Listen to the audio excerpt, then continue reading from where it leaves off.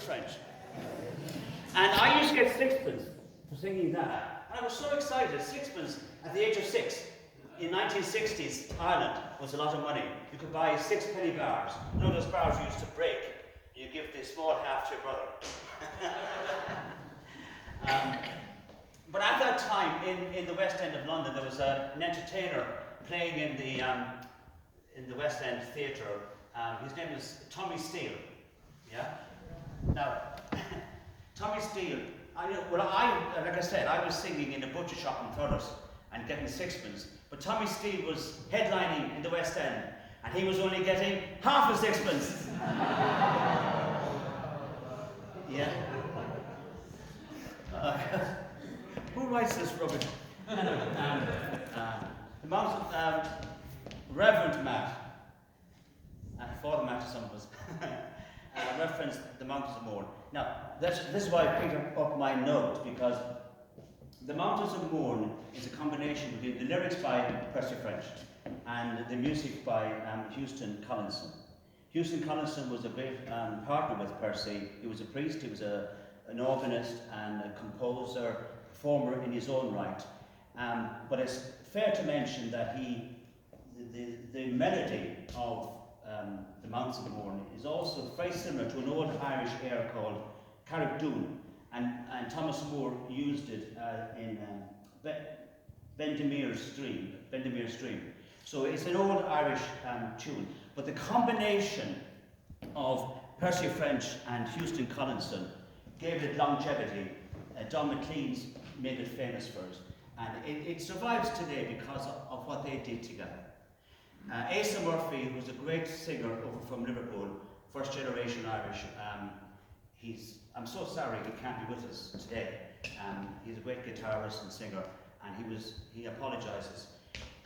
So it falls to me to do justice to the Mountains of Mourne. Piano here. When we come back and do a concert, I'm sure we will, when the sun is warmer and we're more free to move around, we'll come back and bring some stringed instruments and do a lovely concert here in this great church. In the meantime, oh Mary, this London's a wonderful sight, and the people here working by day and by night. They don't sow potatoes, nor barley, nor wheat, but there's gangs of them digging for gold in the streets. At least when I asked them, that's what I was told. So I took a hand at this digging for gold. But for all that I found there, I might as well be where the mountains of Mourne sweep down to the sea.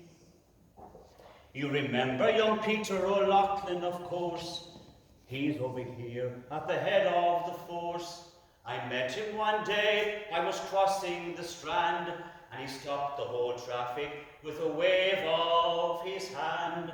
And as we were talking of days that are gone, the whole population of London looked on. But for all his great power, he's wishful like me, to be back where the dark morns sweep down to the sea. Thank you. It's in the year 2000, and it's a lovely copy of a Percy French watercolour. Someone said, is it an original? I saw that when we came up to the planning meeting that Matt referenced. If that was an original, I wouldn't have come back. A little poem by Percy French about a lady, a young woman who can't decide what to do with her life. I'm simply surrounded by lovers, since Dan made his fortune in land. They're coming in droves like the plovers to ask for me hand. There's policemen, teachers, vicars. Ma said you'll get used to the creatures, but I don't know. The convent is in a commotion of me thinking of taking a spouse, and they were wondering I didn't have a notion of taking the vows. It's a beautiful life, and it keeps you from going down below. As a girl, I thought I might try, but I don't know. I've none but myself to look after, and though marriage, it fills me with fears, I think I'd have less of the laughter and more of the tears. I'd not be a slave like my mother, with 6 of us all in a row. One little baby's a bother, but I don't know. Now there's a fella he's taken me fancy. Now I know he's a bit of a limb, and though marriage is terribly chancy, I'll chance it with him. He's coming tonight. I tingle from the top of my head to my toes. I tell him I'd rather stay single, but I don't know. Take you up on singing that song you offered me. But there you are. It was really good outside. And we needed your songs. And the reason we needed them, because it's a long time back since the world lost Percy French. And we weren't here. We've heard of him, but you can't see him. You can't get him on YouTube. But we know we had somebody there who was special. And if you want to learn about your community, and you want to go back and try to understand what life was like, I'm thinking of maybe my grandparents right at the beginning of the 20th century. What was at the heart of their life? I'll tell you what a lot of people needed was the music hall and the songs. It didn't have to be together, but the songs that you mentioned are so important. The songs that Reverend Matt mentioned, they're so important. And they kept people going. No telly, no radio, no YouTube. Just, that's where you got your entertainment from. In Liverpool, you'd have gone to the Star, which is roughly up by the old market. But anyway, it's important that we remember that Percy French was so important in his day, and he wasn't just a singer. He was a great singer on the stage. He was a great talker. He wrote poetry. He was a wordsmith. But at the heart of Percy French that I can see, though sadly I never met him, or maybe that's a good thing,